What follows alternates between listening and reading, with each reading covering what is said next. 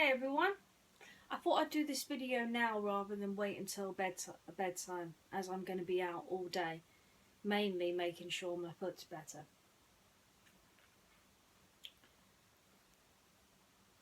I was also going to receive a friend, but I can't find him. I think he might be tucked up in bed. He usually sleeps during the day. I've got a nice little rat named Rufus. He's appearing in the thumbnail later today. But he's always been a cheeky little mouse. Always. Took a while to get him to go to sleep, thinking about it. I mean, the first time I taught him to go to sleep. Before that, I suppose like me, he used to run around and play and, he was a nightmare getting to sleep. But then again, he is about a year old. And he didn't really know what sleep was when he first started.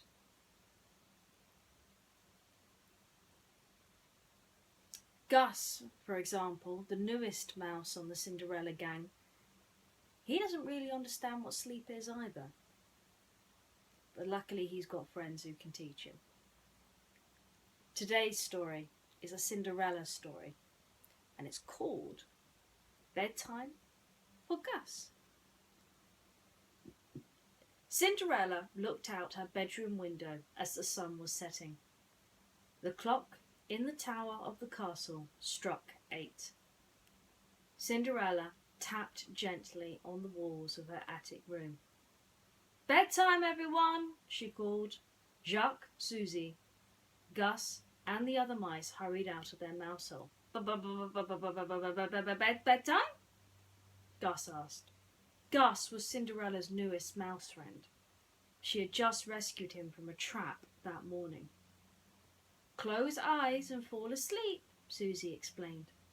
Gus looked confused. He closed his eyes and started to tip over. Jacques caught him. "Now fall, Gus," he said. "Fall asleep, like this." He put his head on his hands and pretended to snore softly. Cinderella laughed. "Gus has never lived in a house before.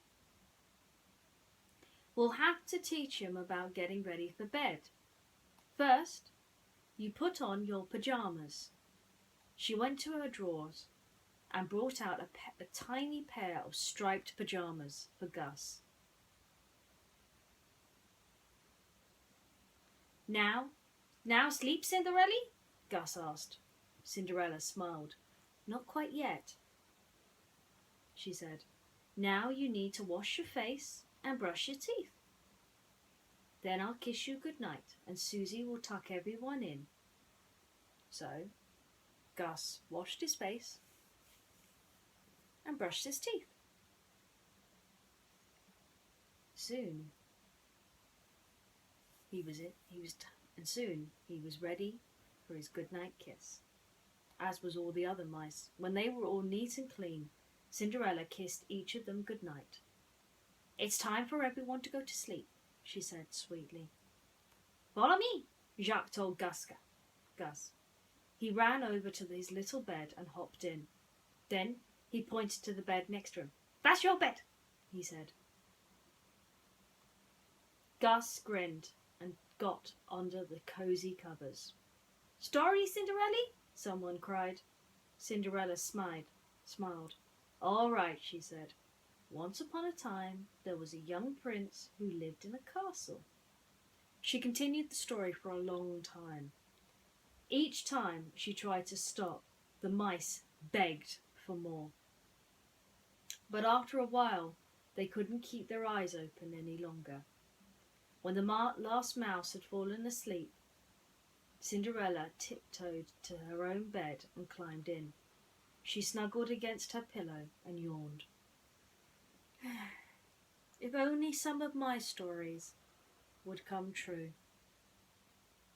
Well, Cinderella, we know for a fact that your story will one day come true.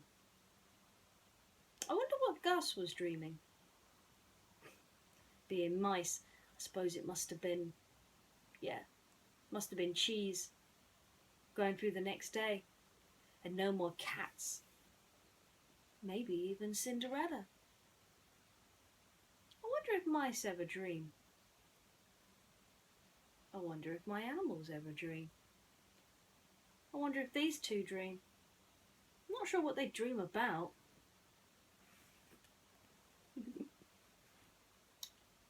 It's getting late. Well, I've got to get through the day. I've got to be places, get things done, kind of stuff like that. But I hope you'll catch up with me tomorrow, and I will try to keep the schedule up as normal. Things have been quite hard recently, personally and emotionally. But I promise to keep a good heads up from now on. Until then, all I can do is wish you a good night and pleasant dreams. Oh, and don't forget, may your dreams be as pleasant as they always are.